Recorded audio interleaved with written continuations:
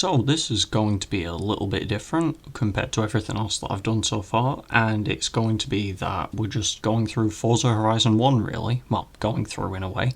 What I mean is that we're just reviewing it really, because I only just finished this game at the time of recording this. It was just under 2 weeks ago, and in case you haven't noticed by now, it came out about 13 years ago. It did take me this long to actually finish it. I first started playing the game in 2015, and yeah, it did take me a decade to finish it. The game has literally been with me since I was a child at this point, considering that 2015, oh god, it's been 10 years since then.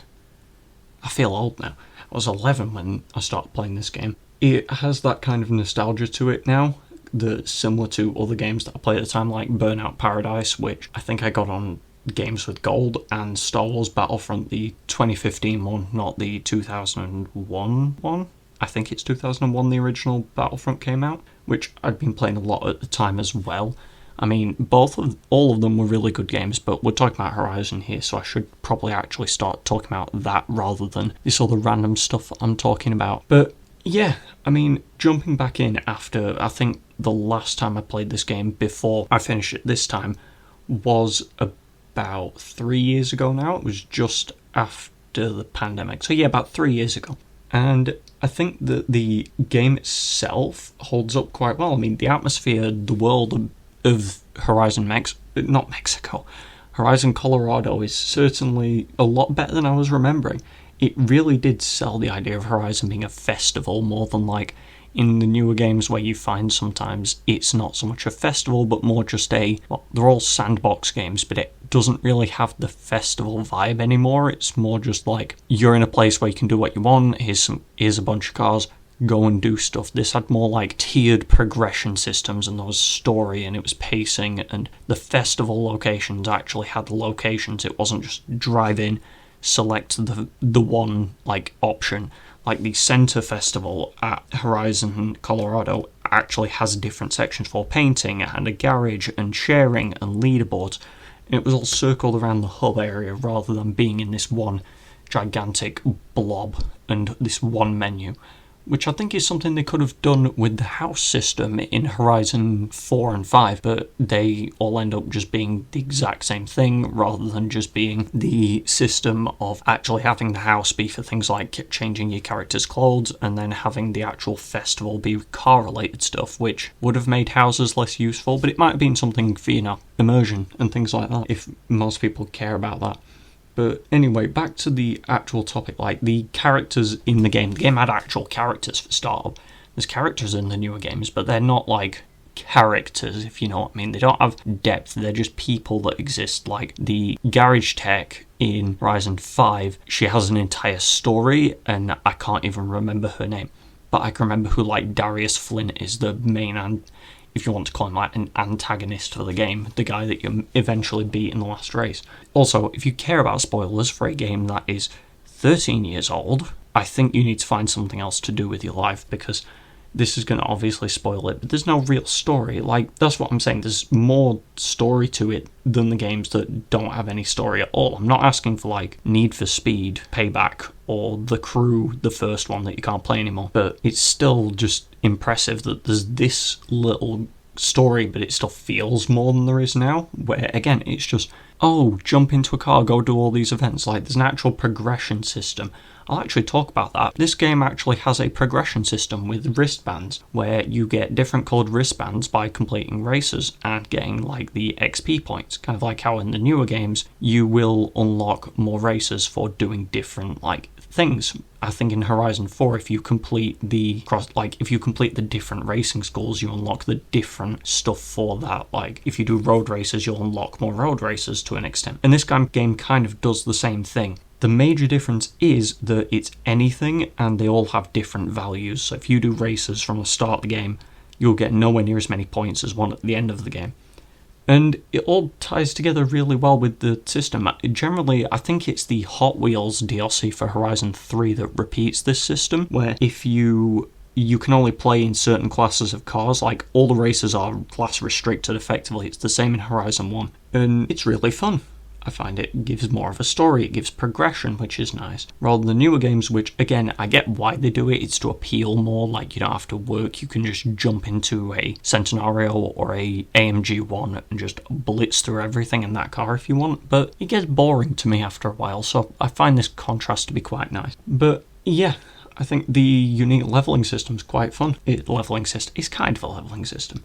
Talking about the actual map of Colorado, it's still quite pretty. It's still very nice. I mean, it does have the the orange filter over it, which I despise this filter that they put in every video game set anywhere near a desert or a mountain, where it's just pale orange. It's like games in the early 2010s where every game had a grey filter like Skyrim. If they took that filter off, would probably be a lot more pretty than it is in 90% of the time. In this game, despite the fact it's even more boxed in than the other games, it's still fun to explore. There's still barn finds which can be a pain to find. It still does hold up considering it's an Xbox 360 game. One thing I think is very clear is the leaps in technology between this game, Horizon 2, 3 and 4. 5, not so much, because that game looks mostly similar to 4 to me, but it just shows the difference so drastically. I think that I'm going to move on to something else because I want to talk about this, the upgrade discount system.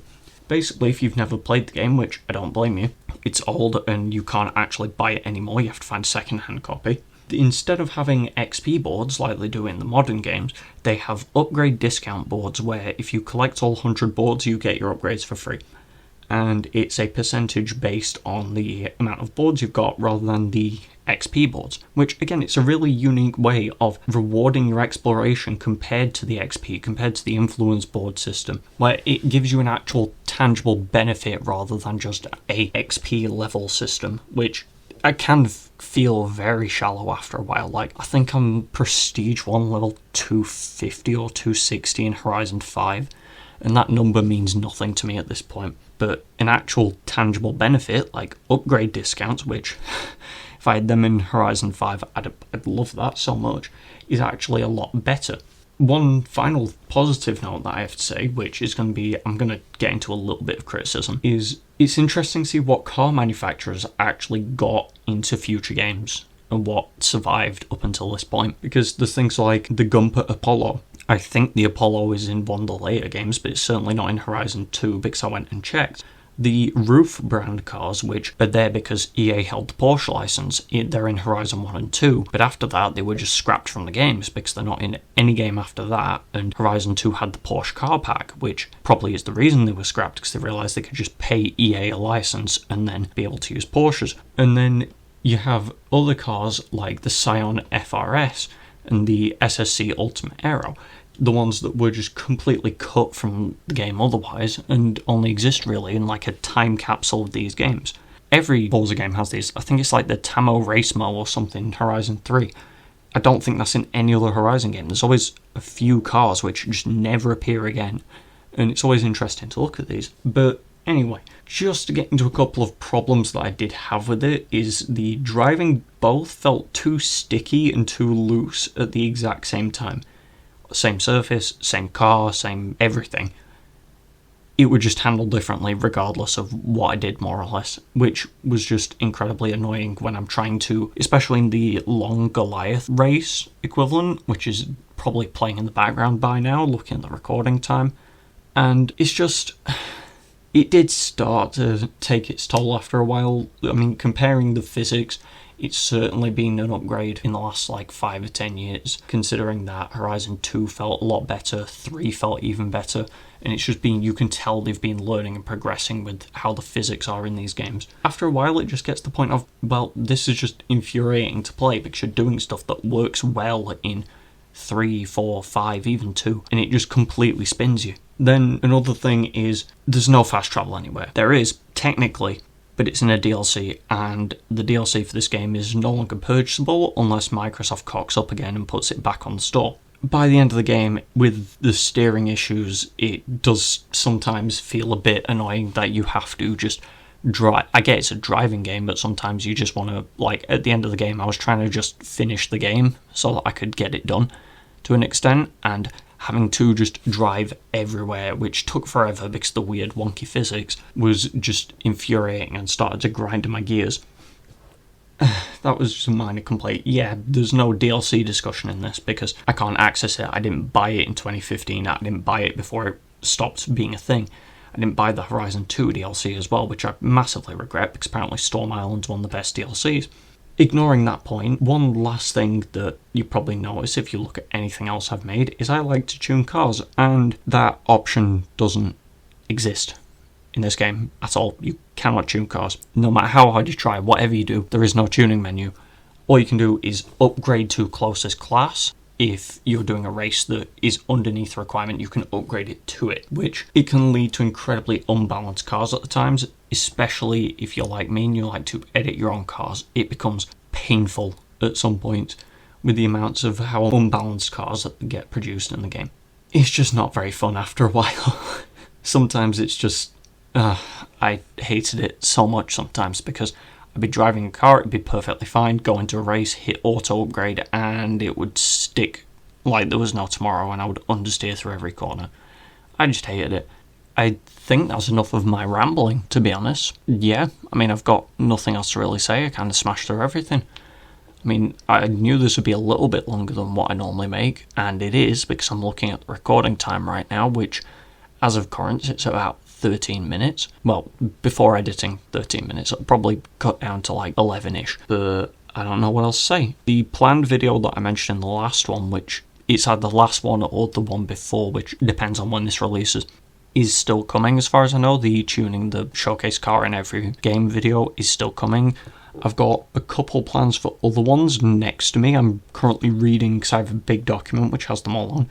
I'm reading off that list now, and there's a bunch of different stuff coming, provided I can actually sit down and do it, which seems to be why this video has taken me 2 weeks after I finished recording the footage for it to do. And that's really it, to be honest, so I presume there's other things that you can watch, and so I will see you in the next video, whatever that happens to be.